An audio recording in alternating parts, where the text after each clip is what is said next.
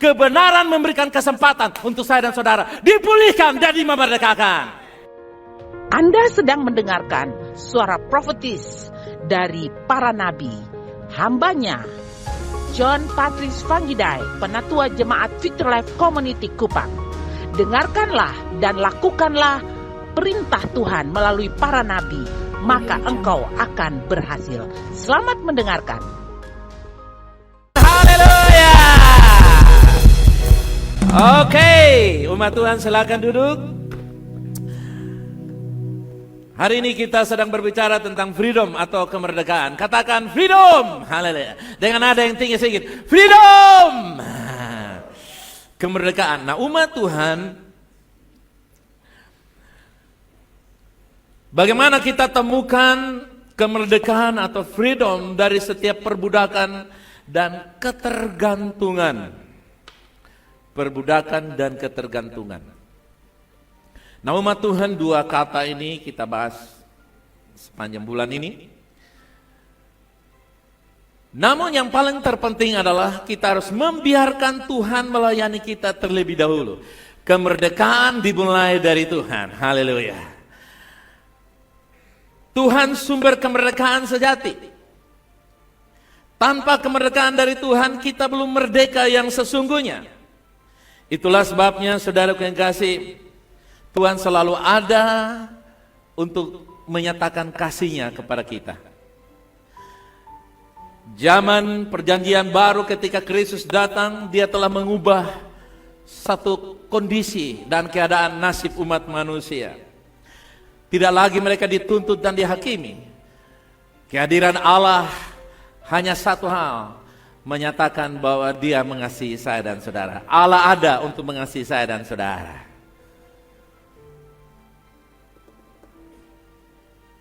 Saudara percaya, katakan amin. Tuhan ada untuk apa? Tuhan ada untuk apa? He exists only to love you and me. Dia ada untuk mengasihi saya dan saudara. Dia ingin melayani kita, Dia ingin menyegarkan kita, menyembuhkan, memulihkan kita, melepaskan kita. Dia ingin mengurus bersama dengan kita rumah kita, keluarga kita, pernikahan kita, bisnis, karir kita, masa depan yang dimulai dari hari ini.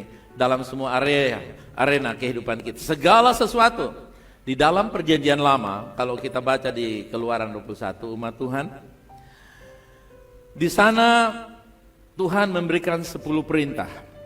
Kita lihat ayat 2 sampai 6. Keluaran 21, apabila engkau membeli seorang budak Ibrani, maka haruslah ia bekerja padamu 6 tahun lamanya, tetapi pada tahun yang ke-7 izinkanlah ia diizinkan keluar sebagai orang merdeka dengan tidak membayar tebusan apa-apa. Jika ia datang seorang diri saja, maka keluar pun seorang diri. Jika ia mempunyai istri, maka istrinya itu diizinkan keluar bersama-sama dengan dia. 4, jika tuannya memberikan kepadanya seorang istri dan perempuan itu melahirkan anak-anak lelaki atau perempuan, maka perempuan itu dengan anak-anaknya tetap menjadi kepunyaan tuannya, dan budak laki-laki itu harus keluar seorang diri. Kasihan. Tetapi jika budak itu, ini ayat yang kelima, tetapi jika budak itu dengan sungguh-sungguh berkata, aku cinta tuanku, kepada istriku dan kepada anakku, aku tidak mau keluar sebagai orang merdeka. Ayat yang ke-6, apa yang terjadi? Maka haruslah tuannya itu membawanya menghadap Allah, lalu membawanya ke pintu atau ke tiang pintu, dan tuannya itu menusuk telinganya dengan penusuk, dan budak itu bekerja pada tuannya untuk berapa lama? Seumur hidup. Maksudnya ditusuk telinganya itu bukan bikin lubang saja, tapi dikasih anting-anting, tanda bahwa dia budak. Cucu saya pernah tanya, dia idola orang laki-laki yang pakai anting-anting. Dia bilang, Pop, beta lihat toh dong ada pakai anting, itu bagus kok. Saya bilang, yang Pop tahu di Alkitab bilang laki-laki yang pakai anting itu budak. Yang budak apa? Nih tanya saya, Pop kurang bisa jelaskan. Tapi lu senang pakai, lu masih tahu kecil, lu belum mengerti. Dari ayat ini, saudara yang kasih, budak itu ditandai dengan memberikan anting di telinganya. Dan karena dia cinta istri dan keluarganya, maka dia rela hidup dalam disguise freedom, kemerdekaan yang terselubung. Kemerdekaan yang apa, saudara? Terselubung. Nah, Indonesia sudah merdeka berapa tahun? 50 berapa sekarang merdekanya? 57? Oh, 77. Ya, baik. PPKN 10 semuanya. 77 tahun. Tapi ada yang disebut disguise freedom. Kemerdekaan yang masih terselubung, yang orang harus temukan. Karena apa artinya kemerdekaan yang sudah kita rayakan 77 tahun, dan oleh kemurahan Tuhan kita bisa merayakan 100 tahun nanti Indonesia Jaya Perkasa. Tetapi kita tidak temukan the real freedom behind this disguise freedom. Kemerdekaan sejati disembunyikan dalam kemerdekaan yang menyamar, tersamar. Di dalam ayat-ayat tadi, hamba Tuhan, Yesus sebagai hamba Tuhan diberikan kepada saya dan saudara. Dia mengambil posisi seorang hamba. Alkitab berkata dia mengambil rupa seorang hamba. Dia datang dari surga meninggalkannya. Dia memanifestasikan dirinya sebagai seorang hamba. Memang dia punya pilihan, dan pilihannya dia pakai untuk menjadi hamba, mengorbankan dirinya di atas kayu salib, dan sampai dia kembali ke surga, dikenal sebagai seorang hamba yang taat sampai mati. Dan kemudian baru dia ditinggikan di sana. Bisa saja saudara kekasih, dia Yesus mencintai tuannya, Tuhan. Dia bebas, saudaraku, untuk mencintai tuannya, yaitu Tuhan yang mengutus dia. Karena dia mengasihi saya dan saudara. Dia tidak mau pergi meninggalkan saya dan saudara. Dia mau mati bersama dengan saudara. Haleluya. Saudara tangkap sampai di sini? Amin. Yesus datang sebagai hamba, dan dia ambil rupa seorang hamba. Dia dibebaskan untuk boleh pergi meninggalkan. Tapi karena dia mencintai anak-anaknya. Dia mencintai anak-anaknya. Anak-anak Tuhan katakan, terima kasih Yesus. Haleluya. Dia bilang, tidak. Saya mau mati bersama dengan anak-anak saya. Itulah sebabnya pada waktu Yesus mati, saudara juga mati bersama-sama dengan dia. Cara matimu adalah percaya bahwa kamu mati bersama dengan Yesus. Kita tidak perlu mati dan dengan harapan hari yang ketiga dibangkitkan. Siapa tahu tidak dibangkitkan. No. Anda hanya cukup percaya saja. Ketika saya dan saudara menjadi percaya, kita menjadi mati bersama dengan Yesus. Ketika kita mati bersama dengan Yesus, maka Yesus juga bangkit, maka kita juga mengalami apa? Kebangkitan. Dan kita bersama dengan dia. Itu yang namanya kemerdekaan yang sejati. Dari kematian, kebangkitan, dan merdeka. Wahyu 1 ayat yang ke-13. Dan dia di tengah-tengah kaki dia itu ada seorang serupa anak manusia. Saudara tahu anak manusia itu siapa namanya? Yesus. Berpakaian jubah yang panjangnya sampai di kaki, dan dadanya berlilitkan ikat pinggang dari emas. Berlilitkan ikat pinggang dari emas. Nah, di sini Yohanes mencatat bahwa Yesus yang dibangkitkan itu, dia memakai jubah yang panjang dan dia kenakan ikat pinggang emas. Ikat pinggang adalah perlengkapan seorang hamba. Dan Yesus memakainya. Jadi benar-benar dia true servant. Dia datang dan dia menghidupinya. Sehingga dia layak untuk membawa saya dan saudara di hadapan Allah. Karena dia mati dan bangkit bersama dengan kita. kita mati dan bangkit bersama dengan Dia. Nah, umat Tuhan, tahukah kita sampai sekarang Yesus masih melayani saya dan saudara? Amin. Dia masih melakukan.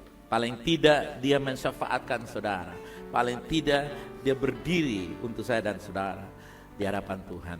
Yesus bersyafaat. Di sorga hari ini dia masih mengenakan ikat pinggang emas, yaitu hamba yang totally serving, melayani sepenuhnya. Sekalipun dia sudah dimuliakan sebagai putra Allah, raja segala raja, tapi dia memberikan gambaran dari kitab Wahyu 1:13. Dia masih berlilitkan ikat pinggang emas. Umat Tuhan, di sini kita belajar sesuatu, bahwa kemerdekaan yang Yesus kerjakan bagi saya dan saudara bukan untuk doing nothing, bukan untuk tidak melakukan. Free to do something. Katakan, dimerdekakan untuk lakukan sesuatu. Come on. Yes, that's the real freedom. Itulah kemerdekaan sejati. Apabila Anda dan siapapun yang berkata, I'm free, saya bebas, without do anything, do nothing, tanpa melakukan apa-apa, maka sesungguhnya dia tidak merdeka. Anda hanya bisa basah kalau masuk dalam air. Anda hanya bisa merdeka kalau Anda lakukan sesuatu.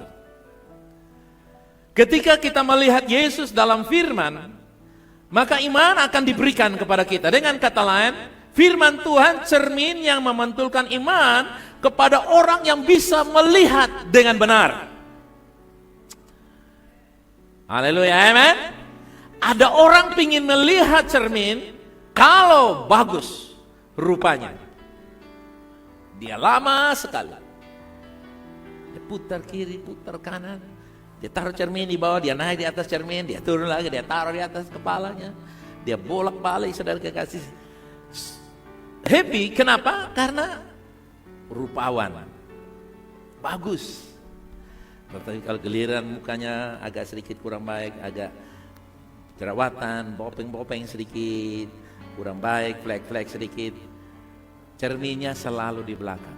Bahkan dia bawa kendaraan pun tanpa spion. Saudara, jangan pernah menyesal ketika Anda baca dan merenungkan firman dan berkata, wih dia enak. Cucu-cucu saya kalau bertengkar mereka, wih dia enak. Susi Kirna enak. Kenapa? Susi Kirna tidak bikin apa-apa. Ipi disuruh baca Alkitab. Itu kanak-kanak.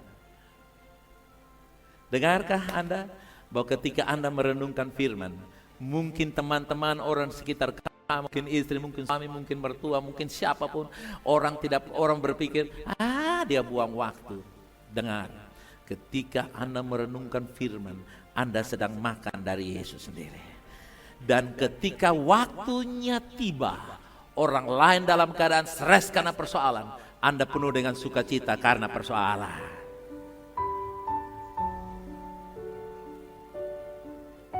Jadi di konteks ini kita belajar bahwa iman timbul dari pendengaran. Dengan kata lain, kemerdekaan tersembunyi dalam firman. Katakan demikian. Apa?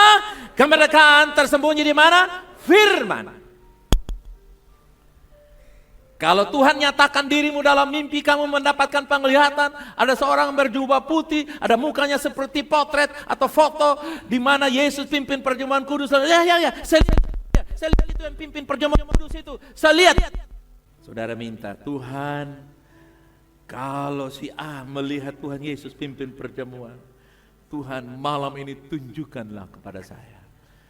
Tahu-tahu Yesus tidak muncul, ular kejar saudara dalam mimpi. Persoalan baru bukan? Mau lihat atau tidak lihat, firman Allah sangat jelas untuk saudara. Oke, yang kedua, percaya bahwa kita dibuat selamanya benar melalui ketaatan Kristus. Kemerdekaan dimulai dari cara berpikir bahwa saya dibuat selamanya benar melalui ketaatan Yesus.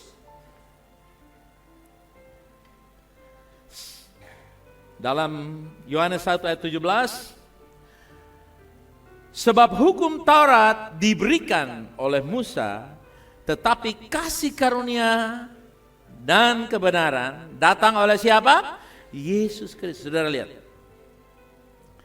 Musa the lawgiver, pemberi hukum Taurat. Tapi Alkitab berkata, Yesus bukan pemberi, dia membawa dalam dirinya anugerah dan kebenaran. Haleluya, amen.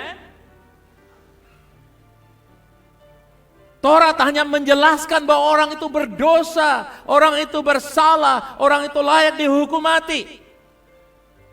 Tapi ketika Yesus datang, dia bilang tidak. Di dalam rumah ini ada anugerah dan kebenaran. Amin, saudara. Di dalam tempat di mana aku ada, di situ ada anugerah. Dia membawa. Yesus tidak dapat dilepas. Jadi kebenaran ada di pihak kasih karunia. Yesus membawa, dikatakan. Yesus membawa kebenaran. Nah, saudara, kita tahu bahwa hukum Taurat itu tidak salah.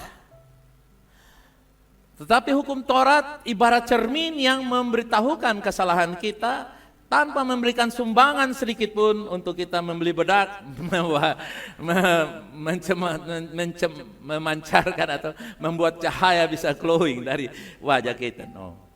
Taurat hanya bilang, ya wajahmu kusam. Tapi kasih karunia menyediakan kebenaran sebagai hadiah manusia. Yesus bilang, kamu bersalah ya, kamu berdosa ya, buruk rupamu ya, sini tak beresin sama kamu, sini aku beresin. Nah, saudara lihat, itu yang dimaksudkan dia datang. Jadi hukum Taurat mengatakan, lepaskanlah kasutmu. Nah, tempat di mana kamu berdiri adalah suci. Tetapi kasih karunia berkata, bilang apa? Kenakanlah sepatu pada kakinya, anakku telah kembali, dia berhak berdiri di hadapanku. Haleluya. Lihat, Musa bilang dapat perintah, tanggalkan kasutmu. Tetapi anak yang terhilang waktu datang, Tuhan bilang apa? Kenakan dia kasut. Haleluya. Amen. Nah, di sini saudara lihat, Tuhan mulai merubah situasi. Bahwa manusia yang jauh dari kebenaran, yang berstatus salah, berdosa, tidak layak, Tuhan mulai merubah dengan memberikan ilustrasi bahwa anak yang terhilang ketika dia datang bukan saja dikasih cincin, jubah yang baru, semua yang baru, tapi dikenakan apa, saudara? Sepatu, artinya layak berdiri. Katakan, saya layak berdiri di hadapan Allah. Haleluya. Anda layak berdiri di hadapan Allah. Kalau Anda layak berdiri di hadapan Allah, dengar, doamu pasti didengar oleh Allah. Pergumulanmu pasti ditolong oleh Allah. Kita mesti punya pikiran yang benar. Karena ketika kita berpikir yang benar, kita akan percaya yang benar. Ketika kita punya kepercayaan yang benar, selalu menghasilkan sesuatu. Roma 5 ayat 19, dari King James Version diterjemahkan, karena seperti ketidaktaatan satu orang, banyak orang menjadi berdosa, termasuk saya dan saudara, bukan? Namun dikatakan apa? Demikian juga oleh ketaatan berapa orang? Berapa orang? Maka yang terjadi apa? Banyak orang menjadi, termasuk saya dan saudara, menjadi orang benar. Katakan, saya benar karena ketaatan Yesus. Seperti dulu kita bersalah karena apa? Ketidaktaatan Adam. Kita berdosa karena kita adalah orang berdosa. Kita tidak menjadi orang berdosa karena kita berbuat dosa. Kita menjadi orang berdosa bukan karena kita berdosa, tapi karena dosa orang lain kita menjadi dosa. Adam bilang Hawa dan Adam bilang ular bilang siapa suruh juga. Dan karena mereka lah kita menjadi orang. Jadi dalam nada yang sama, dalam konteks yang sama, sekarang saudara yang kasih, sekarang kita menjadi apa? Orang benar karena ketaatan Yesus. Karena kita menjadi benar karena apa? Ketaatannya, bukan karena ketaatan kita sendiri. Haleluya.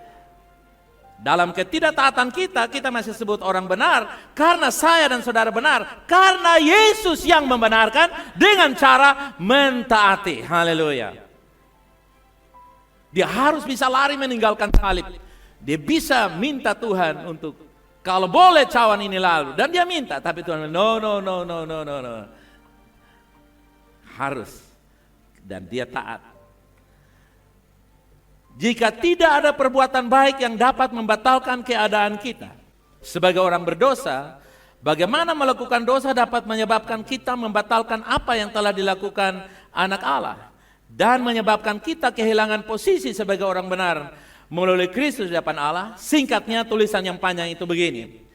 Karena saya dibenarkan tanpa usaha, maka sekalipun ada kesalahan yang saya lakukan, itu tidak mempengaruhi kebenaran saya, karena saya dibenarkan bukan perbuatan saya, karena Yesus yang membenarkan.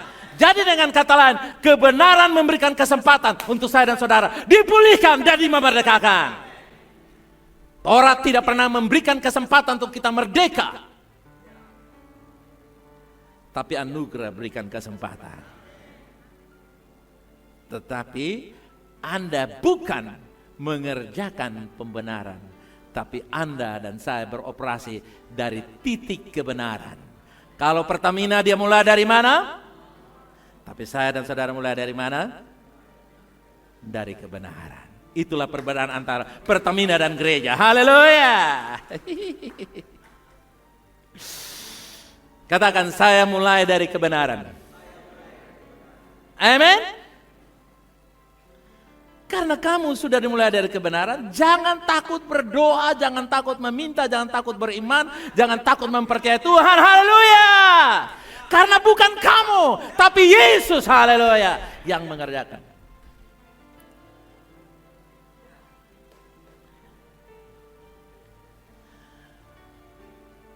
Kita menjadi orang benar karena ketaatan Yesus, dan karena kebenaran itu tidak dapat ditarik kembali. Haleluya. Jawab saya, sekali dibenarkan, hanya manusialah yang bikin aturan. Beta ada simpan seluruh. Beta pencatatan lengkap. Beta ada simpan di Google Driver. Itu Google Driver itu hanya maut saja, kiamat saja yang bisa hapuskan itu file. Lo tahu nggak Google? Betanya klik A, lupung kelemahan yang A sampai Z. Lo ya macam-macam. Hanya manusia saja yang menjadi Tuhan swasta. Tuhan apa? Tuhan swasta. Tuhan bikinannya sendiri. Seperti ada private company, ada perusahaan swasta. Ada Tuhan swasta yang bisa saja istri, bisa saja suami, bisa saja papa dan mama, bisa saja kakak yang bungsu, adik yang kakak yang sulung, anak yang bungsu, bisa saja si Asif, bisa saja dia seorang pendeta, siapapun dia bisa menjadi Tuhan. Dan saudara lihat, persoalan di dunia ini karena manusialah yang ingin mau menjadi benar, di sana menjadi salah. Makanya ada peradilan, ada pengadilan, dan ada tuntutan sana sini. Jadi sebenarnya Tuhan tidak bermasalah dengan kita sama sekali. Amin. Karena kita sudah dibenarkan di hadapan Yesus, di hadapan Tuhan oleh Yesus. Kalau Tuhan menggugat kebenaran kita, dia menggugat anaknya sendiri. Amin. Haleluya. Nah, makanya saudara kita mesti belajar. Memang saudara kekasih, Roma 13 berkata bahwa pedang dicabut untuk menghukum mereka yang teroris, anti Pancasila, anti Bhinneka Tunggal Ika, anti NKRI, betul? Atau KRI, NKRI yang anti undang-undang itu harus dihabiskan mereka. Kalau tidak bertobat, atau masih gugat terus, atau masih melawan terus, akan dihabiskan oleh pedang. Artinya pemerintah diberi kuasa untuk itu. Namun di dalam relasi kita sehari-hari, saudaramu tidak menyangkal Pancasila, tidak menyangkal NKRI, tidak menyangkal semarga dengan kamu. Dan kita mesti belajar. Dia ada masalah-masalah yang kita benar-benar terapkan sebuah prinsip yang mendidik, mengajarkan, menunjukkan kebenaran.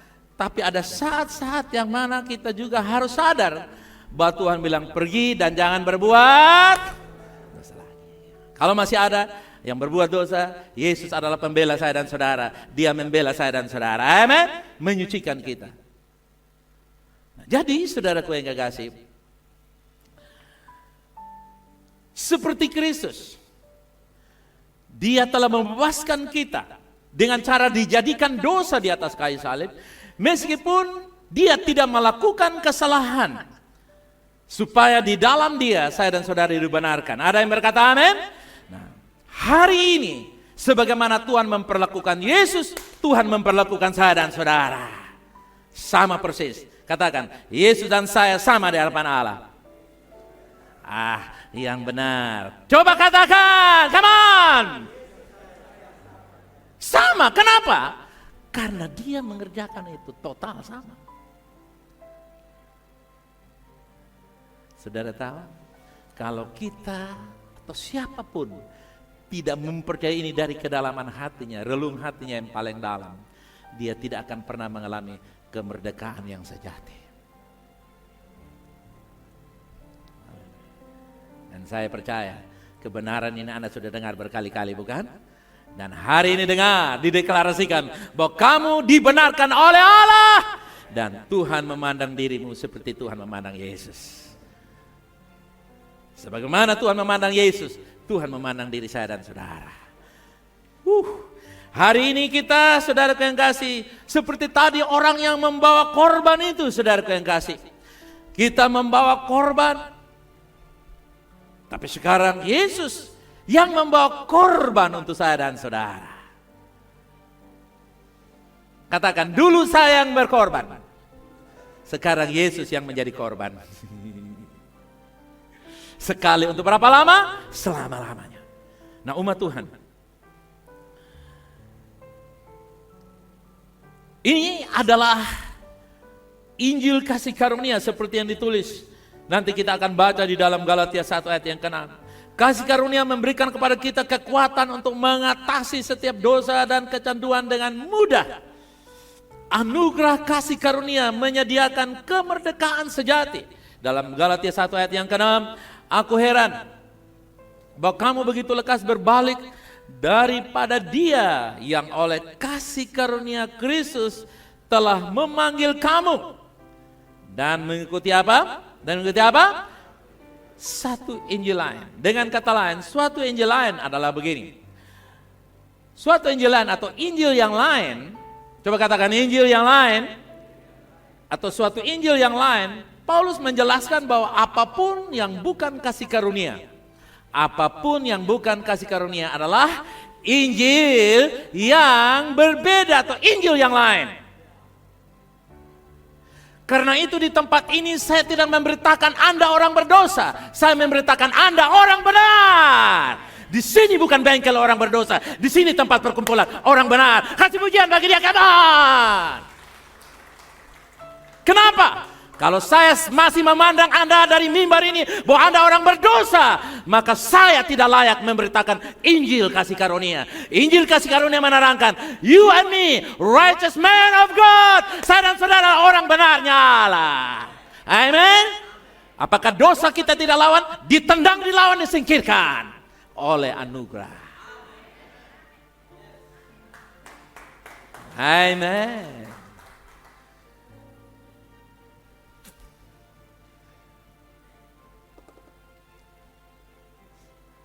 1 Korintus 15 ayat yang ke-56. Sengat maut ialah dosa dan kuasa dosa ialah hukum Taurat. Mengapa ada kematian? Karena ada dosa. Mengapa ada dosa? Karena kekuatan dosa adalah hukum Taurat. Tetapi di bawah kasih karunia, bagian kita adalah untuk beristirahat. Haleluya. Dan menerima semua pekerjaan yang telah diselesaikan bagi saya dan saudara. Katakan amin. Istirahat bukan berhenti dari beraktivitas, tapi istirahat artinya mengizinkan Tuhan bekerja di dalam saya dan saudara. Apakah jantungmu masih bergerak saat ini? Dan Anda istirahat? Istirahat bukan?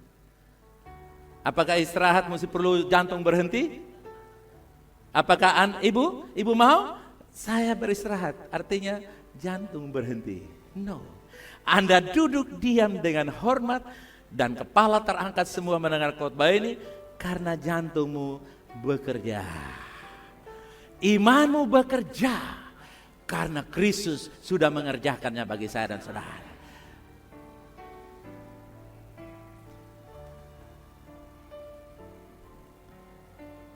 Hari ini kita sebagai orang percaya, kita berdoa dan kita berjuang dari kemenangan yang telah Kristus menangkan bagi saya dan saudara. Katakan, peperangan milik Tuhan. Kemenangan milik siapa? Peperangan milik Tuhan, kemenangan milik siapa? Come on! Peperangan milik saya dan saudara. Amen. Ini yang kedua. Dimerdekakan karena berpikir benar. Amen. Yang ketiga, hadapi tantangan kita dengan mengetahui bahwa kita sudah memiliki kemenangan. Wow, ini lebih perdalam lagi. Lihat.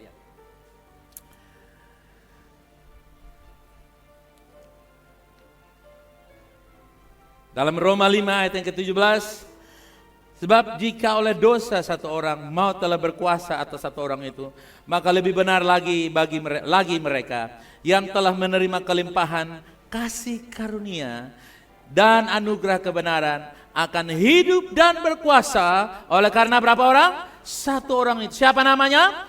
Katakan hidup dan berkuasa. Katakan saya hidup dan berkuasa oleh karena Kristus. Katakan 2, 3. Saya hidup dan berkuasa oleh karena siapa? Yesus.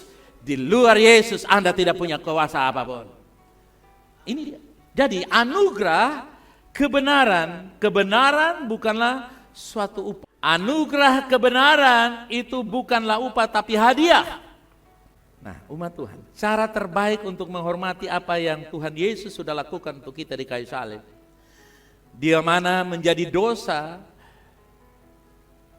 yaitu dengan kita mengakui fakta bahwa saya telah dibenarkan. Itu fakta. Amin saudara. Karena Yesus yang dijadikan tumbalnya. Itu fakta. Dia menjadi salah. Supaya kenyataan. Saudara mesti akui. Jadi dengan kata lain begini. Perhatikan. Ketika kita percaya dan mengaku, kita diselamatkan, betul? Saudara selamat karena apa? Percaya dalam hati dan mengaku dengan mulut. Tidak ada bedanya pun. Kebenaran diaplikasikan, diterapkan dalam hidup saudara dengan cara terbaik, yaitu menghormati apa yang Yesus kerjakan dengan memperkatakannya. Dia menjadi berdosa di kayu salib itu sebuah fakta, dan saudara dan saya dijadikan benar, itu juga sebuah fakta. Haleluya. Jadi ketika kita menerima kasih karunia, ini adalah, dengar baik-baik, kelimpahan kasih karunia dan kebenaran. Katakan, saya menerima dari kelimpahan anugerah. Saudara menerima dari apa? Anda tidak menerima dari tetesan-tetesan terakhir anugerah, tapi Anda menerima dari kelimpahan anugerah. Haleluya. Nah, umat Tuhan, ketika kita percaya dan mengaku aku adalah kebenaran Allah dalam Kristus, kita menerima dua hal itu. Menerima karunia dan anugerah kebenaran. Dua hal ini. Karunia dan anugerah kebenaran. Tuhan memberikan kepada kita. Asal kita berani mengakuinya. Ketika saudaraku yang kasih, Anda melakukan ini, maka kita akan melihat kelimpahan anugerah itu akan bekerja. Haleluya. Dia bekerja. Nah, dan yang keempat, saya akan tutup dengan ini. Kunci untuk memerintah dalam kehidupan adalah menerima kelimpahan anugerah Tuhan dan karunia kebenarannya. Ini dia. Saudaraku yang kasih, bagian ini akan memberikan sebuah pandangan yang benar pada bagian ini, bahwa kita tidak bisa hidup dan berkuasa kalau belum menerima kelimpahan anugerah yang Tuhan berikan kepada saya dan saudara. Ketika kita menerima anugerah itu, maka kita akan memerintah di dalam hidup, dan iblis tidak memerintah. Yang percaya katakan amin. Ketika kita berkuasa dalam hidup, kecanduan kita tidak memerintah. Ketika kita berkuasa dalam hidup, kebiasaan buruk kita tidak akan mendominasi kita dan sebagainya. Tidak lagi. Kenapa? Karena kita mengakuinya. Nah, seringkali orang berhenti mengakuinya karena lebih banyak memperhitungkan kesalahan, kekurangan, kekilafan, erorisme dan semua poin-poin kesalahan dan kegagalannya. Sehingga semuanya itu menjadi tutup botol yang menutup botol anugerah, saya kira-kira begitu, saudara kasih. Sehingga anugerah itu tidak beroperasi karena ditutup mati oleh rasa bersalah, rasa berdosa, rasa gagal, rasa tidak layak, rasa tidak becus. Kenapa? Karena di sekitar kita. Karena apa, saudara? Di sekitar kita, oleh iklan, oleh pengkhotbah, oleh manusia siapapun yang di sekitar selalu berkata begini, kamu tuh memang begitu dari dulu. Pernah dengar kata itu? Pernah dengar atau pernah berkata? Oh, pernah dengar, kakak. Saya dengar, saya sendiri, kakak. Saya biasa bilang begitu, kakak. Dan itu gaya perkataan saya. Kamu masih seperti yang dulu saja. Atau aku masih seperti yang dulu, menunggumu. Dengar, saudara kekasih, kata-kata di sekitar kita, dunia di sekitar kita, iklan di sekitar kita, tulisan-tulisan di sekitar kita yang berbau agamawi, membuat kita tidak berani berkata, aku orang benarnya Allah. Malah ketika ada yang nyeletuk, lu bilang apa? Lu bilang apa? Orang benarnya Allah, lu lihat lu berupa dong. Dan akhirnya ketika dia lihat rupanya buruk sama sekali, maka yang dia korbankan adalah cermin. Yang dengan kenapa firman bilang begini, tapi saya tidak begitu. Akhirnya dia buang firmannya. Itu seperti kuku yang panjang dipotong jarinya, ya. Dan 10 tahun beres memang jari semuanya habis. Tidak perlu kuku jari yang dibuang. Nah, saudara tahu, itulah sebabnya kenapa banyak orang tidak bisa bebas dan merdeka, karena mereka selalu memperhitungkan kesalahan. Apakah kita tidak boleh memperhitungkan kesalahan? Salah minta maaf. Salah apa? Ada yang minta maafnya kayak bebas. Dia selalu minta maaf, bilang, papa mau makan apa ini hari? Wah, kok lampar kok. Wih, kata setah. Pasti dia minta maaf. Mami mau apa ini hari Mi? Beta antar kok. Padahal biasa jarang antar. Beta antar kok. Naik apa? Dia bilang dongkosa.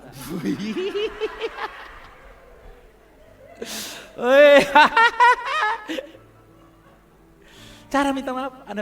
Ada suami bilang, lu luar biasa ya. Suami dan diskusi, lu kasih hadiah, lu itu berlian mahal. Kenapa lu kasih Avanza sah? Dia tuh suami jawab bilang, lu tahu nggak? Soalnya ada Avanza palsu.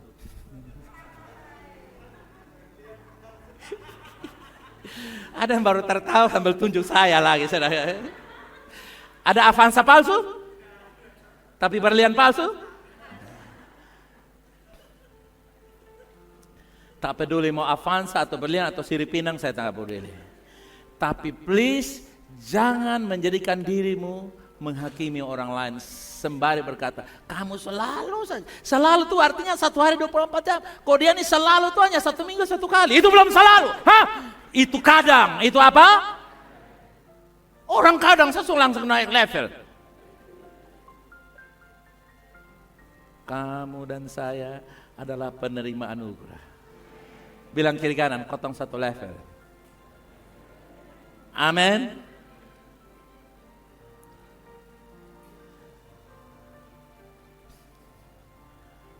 Saya ini kadang-kadang, saudara, saya lihat saya pencucu JP ini. Orang, lu lihat pun foto, saudara. Betul, sini JP, sini. Kemarin saya ada tanam itu pohon, sukun, bagus, bab tua datang tuh patah langsung lah. Saya ingat puluhan tahun yang saya bilang, I am the righteous man of God. Saya tidak lu nih kayak opa persis, tidak. Saya hanya bilang, kamu adalah orang benarnya. Dulu opa tidak sekolah pakai buku wisdom. Kamu sudah pakai buku wisdom. Kamu orang benarnya. Saudara, kadang-kadang sekitar kita, kan itu cucu, kadang-kadang kita bilang suami, lu tuh dari dulu begitu. Istri dari dulu semua saling begitu. Tuhan juga kalau bilang lu dari dulu begitu apa? Ayo. Lalu ada saya, kok Tuhan, beta-beta, wih lu terlalu hebat nah. Kau terus pakai nama Tuhan, jadi kas kalah dan Tuhan. Tuhan, kok beta-beta. Oh, kau hebat nah. Memang orang kalau emosi itu hebat, saudara kekasih ya. Bagaimana? Saudara bisa tangkap sampai sini? Katakan, saya hidup dan memerintah karena anugerah kebenaran. Karunia kebenaran. Simpelnya, hadiah kebenaran. Apa saudara? Hadiah kebenaran. Haleluya. Jadi, iblis itu dia mencoba menyerang ajaran ini, kelimpahan kasih karunia dengan memakai istilah hyper grace. Menyerang di mana-mana. Supaya orang tidak lagi mempercayai ada anugerah pembenaran. Yang orang percaya adalah, saya mesti jaga kekudusan, saya mesti jaga hati, memang jaga kekudusan, jaga hati betul. Tapi semuanya itu tidak berkuasa atas engkau, kecuali anugerah beroperasi dalam engkau. Amin saudara, amin. Itulah sebabnya saudara yang kasih pengajaran ini. Dan ini saya akan bahas terus. Saya minta konteks kemerdekaan dipadukan dengan anugerah. Kenapa? Supaya kita tangkap kebenaran ini. Supaya kita paling tidak memerdekakan diri sendiri. Dan orang di sekitar kita. Teguran disiplin boleh. Dimarahin silakan. Tapi ada anugerah yang berkelimpahan yang Anda mesti. Jangan pernah lupa itu. Bertahun-tahun saudara kekasih, orang berusaha untuk mencoba meninggalkan diri dari minuman keras, dari narkoba, dari kebiasaan-kebiasaan buruk, dari banyak hal yang terjadi. Saya pernah, saudara kekasih, saya wawancara satu sopir, lu bisa bawa atau bisa bapak? Lu mengantuk atau tidak? Saya tidak mengantuk bapak, asal sirip pinang. Oh tidak bisa kalau beda. Saya bilang tidak bisa. Lu bayangkan lu bawa saya, otot jadi merah semua, putih jadi merah, hitam jadi merah. Saudaraku yang kasih, sirip pinang sangat laku mulai dari Timor ini sampai Timor Leste. Saudara lihat, di mana-mana sirip pinang terlalu banyak. Itu tanda bahwa banyak orang edik sirip pinang, saudara.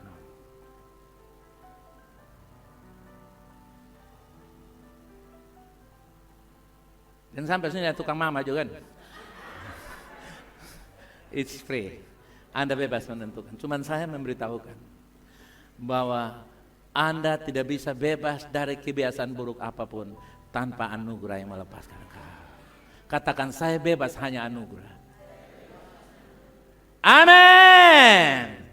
Nah, tetapi ketika kita mulai percaya dan mengakui kebenaran bahwa saya benar dalam Kristus, maka di tengah-tengah pergumulan itu seperti telur yang mulai pecah. Anugerah itu mulai terbuka. Ketika engkau mengakui, anugerah terbuka bagi engkau. Katakan, pengakuan saya membuat anugerah terlimpah. Katakan, terlimpahkan atas saya dan saudara. Asal mengakui, satu kali tidak, dua kali tidak, akui. Saya punya tekad, sudah 28 tahun, saya hitung tadi malam 28 tahun. 28 tahun apa? Di rumah harus ada sumur. Tidak bisa tidak. Ini sudah kali yang ke-6. Ibu Messi bilang jangan. Kemarin kita tutup satu sumur di belakang rumah itu. Sudah bikin pembuangan 12 meter. Saudara guys. Saya sambil tutup. Saya bilang tidak. Saya tutup ini, buka yang lain. Saya dengan iman mempercayai Tuhan. Tapi saya percaya angalai Tuhan bisa kirim. Saudara guys.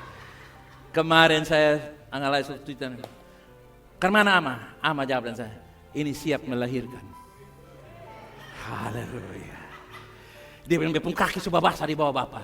Saya bilang, sudah datang ya. Haleluya. Amen. Saya bikin air jual isi ulang, saya murah-murahnya 5.000. Haleluya. Saudara lihat, 28 tahun, mulai dari Oma Is pernah tinggalkan lubang sumur, saya sambung, saya tutup, 6 kali Oma. Dan Oma akan mandi nanti di hari ke-7, awet muda, muka manis. Haleluya. Anak mantu yang kasih air soalnya. Baik, kita kembali kepada anugerah dan kebenaran. Itu contoh bahwa kalau Anda akui hari ini. Dengar saudara yang kasih.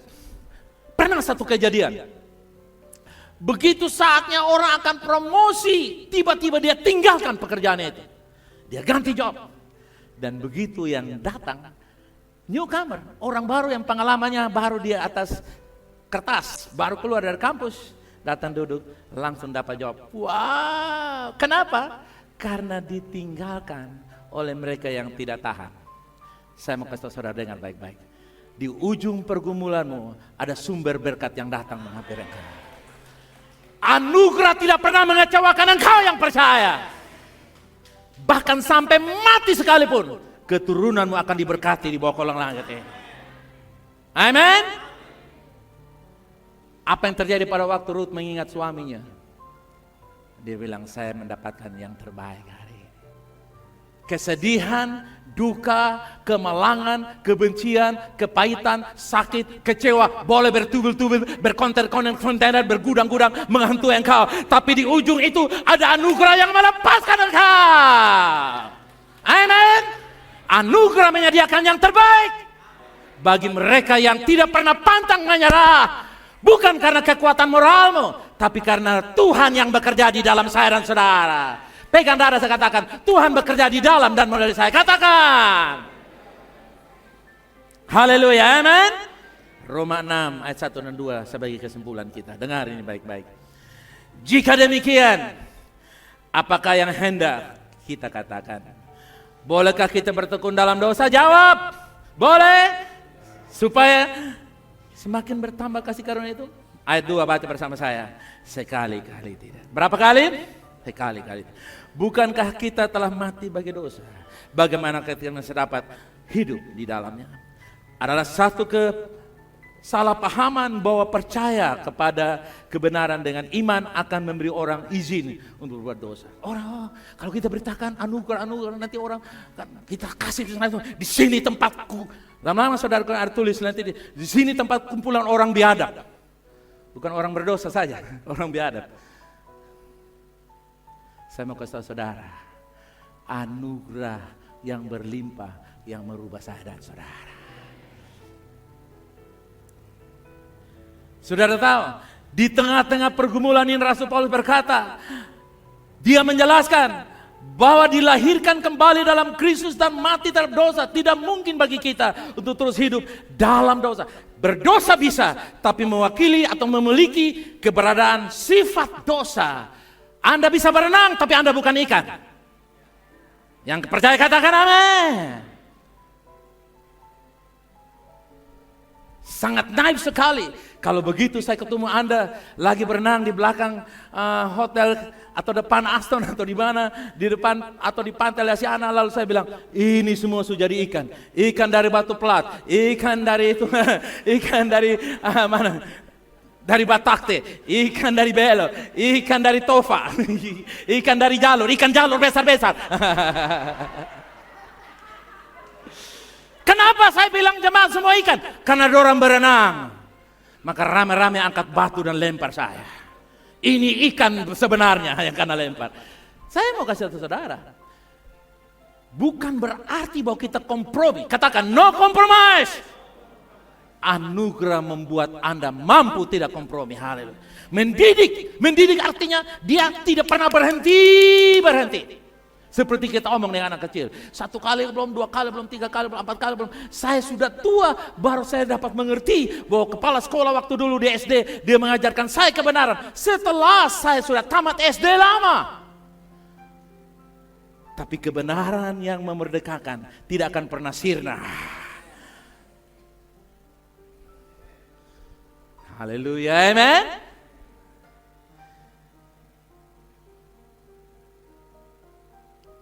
Coba saudara baca tulisan. Katakan, Tuhan saya bersyukur bahwa saya masih tetap orang benar. Katakan, 2, 3. Sekali lagi bersama saya katakan, Tuhan saya bersyukur bahwa saya masih tetap orang benar-Mu. Di dalam siapa? Kasih pujian bagi Yesus yang luar biasa, kemana? Haleluya. Umat Tuhan, terakhir saya katakan seperti ini. Perubahan sejati terjadi dalam Injil, bukanlah tentang modifikasi perilaku. Tentang transformasi hati, itu terjadi karena apa? Injil yang sejati. Transformasi bukan modifikasi perilaku.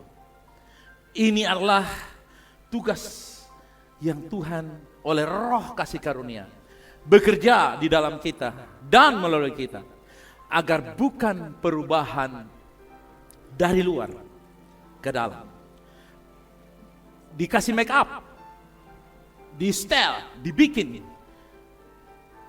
dramatis, tetapi diubahkan dari dalam.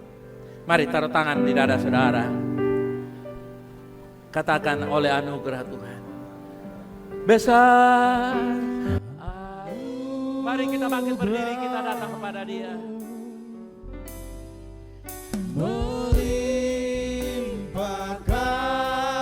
kasih-Mu, semakin hari semakin bertambah besar. Perubahan sejati terjadi dalam Injil, bukan tentang modifikasi perilaku, tentang transformasi hati. Inilah kemerdekaan sejati umat Tuhan, karena anugerah yang bekerja di dalam dan melalui saya dan saudara.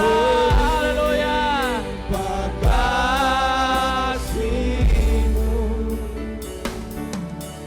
semakin hari semakin bertambah besar anugerah. Katakan besar anugerah-Mu. Besar Haleluya. Besar anugerah-Mu Yesus. melimpah kasih-Mu, semakin hari semakin bertambah besar anugerah. Katakan, semakin hari semakin besar. Semakin hari semakin bertambah. Kasih pujian bagi anugerah yang berlimpah. Kasih pujian bagi kebenaran anugerah, kasih karunia yang Yesus bawakan untuk gereja Tuhan, untuk kita dijadikan benar sekali untuk selama-lamanya, karena percaya kita kepada ketaatan Yesus. Come on.